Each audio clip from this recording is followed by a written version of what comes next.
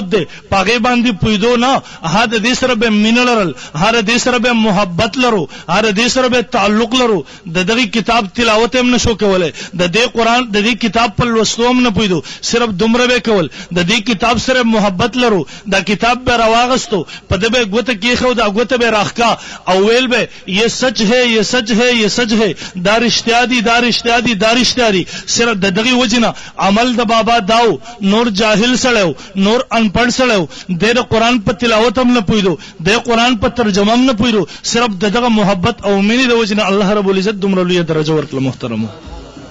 بهرحال محترمو د قرآن مجید سره د کم سیس تعلق په کمی درجه کې راغی رب العالمین هغه ته لوی درجه ورکړي تاسو وګورئ محترمو اخیری خبره کوم مولانا اشرف علي تانوی رحم الله فرمایي حکیم الامت مولانا اشرف علي تانوی رحم الله فرمایي هندستان کې یو باباو هغه زمانہ کې د زماوستان مدرسو دا ترتیب نو هغه وخت کې یو جماعت کې طالبانو سي کې بل جماعت کې طالبانو سي کې بل جماعت کې طالبانو سي دلته یو سپینګره بابا دی د دې طالبانو خدمت کوي اوس طالبان چې خپل منځ کې کینی بیا دا یو بل سره غب شپ لګي بابا هغه د کمرې په غسل خانه کې دی دنه او دس کې طالبانو ته پته نشتی طالبان خپل منځ کې ناشتي غب شپ لګي ایو طالب د نورونو تپوس کې الک زمونږ غوای بابا خو نه دی راغله بابا دنه خبره واوریدا بهر ته چکل راووتو دیو ته وی بچی زستاسو خدمت کوم تاسو ماته غوی بابا وای تاسو زما ګستاخی او بیادبی کوي بچی د نن نفس په تاسو باندې یو نونیم حرام شو نن نفس ذکر تلالم او محترمو د خلکو خیالم دی چې طالبانو علماو باندې کوم ډوړی بند کړه دا بدل لوی نه مرشي مونږ نه نن ک دنیا آباد ده د دې مدرسو وجنه نن ک دنیا آباد ده د دې طالبانو د وجنه نن ک دنیا آباد ده د دې خلسرو د وجنه نن ک دنیا آباد ده د دې قال الله قال الرسول وینکو د وجنه زم کم خلق په دې سوچ کی دا غلط فهمي شکار دي زکه محترمو کله دغه قال الله قال الرسول وینکی ختم شو کله دغه دینی مدارس ختم شو به الله تدا خو خنه ده چې دنیا باقی آباد پری دي بیا به الله قیامت راولي دنیا به ختمي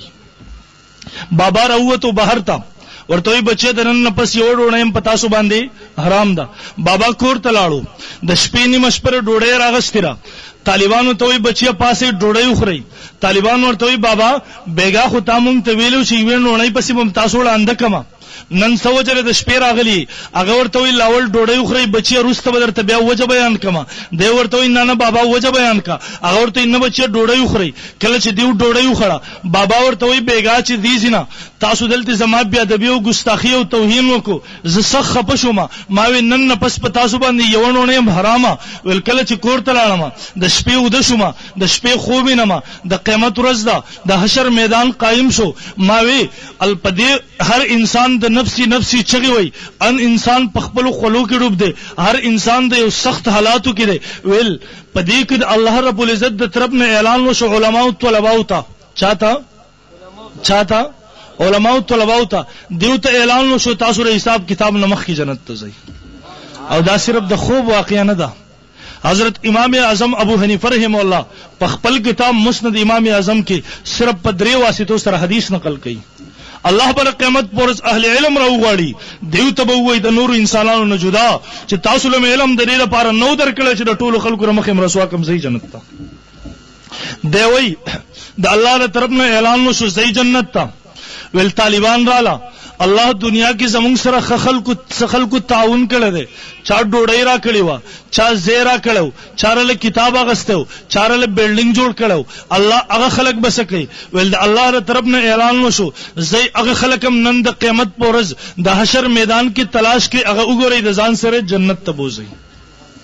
دی وای په بل صراط باندې طالبان تیریږي په بل صراط باندې طالبان تیریږي دا زمونږ جماعت والا طالبان دي ویل ما د یو ځل کې مراشي چې आवाज ورته وکاله چې استاد او غوي بابا امام د ځان سره بوزي بیا مې ځل کې راشي چې یاره د الله مخله دی بونسي الله مخله دی بونسي چې الله غ پلان کې داده مونږ ته بیګاده خبره کړي و چې د ډوړی په وینو نه پسې بملاند کما ویل بیا مې ځل کې راشي زه خاموشم خو ول د یو طالب شاته نظر شو د یو طالب شاته نظر شو انور ته وی الګ زمونږ غوي بابا خو هغه دی ویل ماته आवाज وکړ شاباله رامنډه کراځه ویل ما یو قدم واغستو بچی د دویم قدم اغستو سره زرایخ شم ویل بچی د نن پس مې فیصله دا کړی دا که تاسو ما ته خر وایي او که ما ته غوایي وایي د نن پس تاسو خادم د نن پس تاسو غلام زه تاسو خدمت کوم که تاسو هر سره ته وایي زم د طالب علم درجه دالا د قرآن مجید د مور پلار ته الله رب العزت یو لوی تاج ور پسري او ما کوم حدیث ویل او نبی علیہ الصلوۃ والسلام فرمای عمر فاروق رضی الله عنه راوی دی د خپل یو عامل د زنګلات وغیرہ وختو اگر ته یو گورنر راوختو د زنګلات افسر د زنګلات ناظم د زنګلاتو وزیر د څوک جوړ کړی دی هغه ورته پلان کې می وزیر جوړ کړی دی ورته وای ها دا خو غلام دی دا تا وزیر ولی جوړ کړی دی هغه ورته وای د امیر المؤمنین د قران حافظ دی امیر المؤمنین د قران عالم دی د دې وجنه می د زنګلاتو زازم جوړ کړی دی د می د زنګلاتو وزیر جوړ کړی دی عمر فاروق رضی الله عنه فرمایل سمعتو ما اوریدل دي د نبی علیہ الصلوۃ والسلام نه نبی علیہ الصلوۃ والسلام فرمایلی ان الله يرفع بهذا الكتاب اقواما الله ډیر قومونه د دې کتاب د وجنه الله ډیر کی قومونه د دې قران د وجنه اوچتای ډیر خلکو له درجه ور کوي ډیر خلک حاکمان جوړي ډیر خلکو له حکومت ور کوي ډیر خلکو له اقتدار ور کوي ويزو به اخرین ډیر خلک د دې قران د وجنه ذلیل کوي ډیر خلک د دې قران د وجنه پستۍ تزي ډیر خلک د دې قران د وجنه ذلیل ګرځي ډیر خلک د دې قران د وجنه مظلومه ګرځي ډیر خلک د دې قران د وجنه غلامان ګرځي او نن محترمو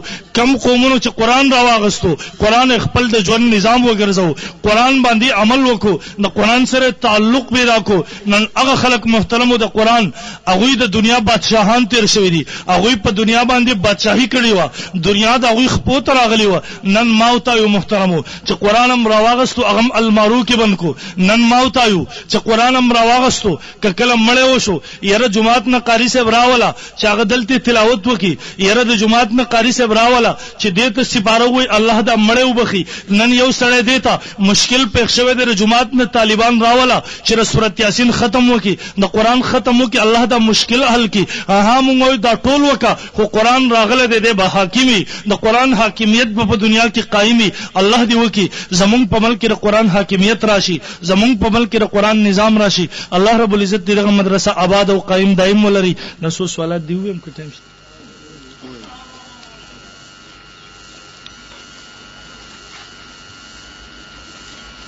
د سوي دي خجی دلته د بناتو مدرسه د جنکو مدرسې افتتاح هم ده نو سکولونو ته زی یا کور کې هسي ناشتي سوخ موږ مدرسې لمر کو په خپل لونو باندې په خپل بچو باندې اگر قران علم حاصل کو دا زموږ د دنیا او د آخرت سرمایه ده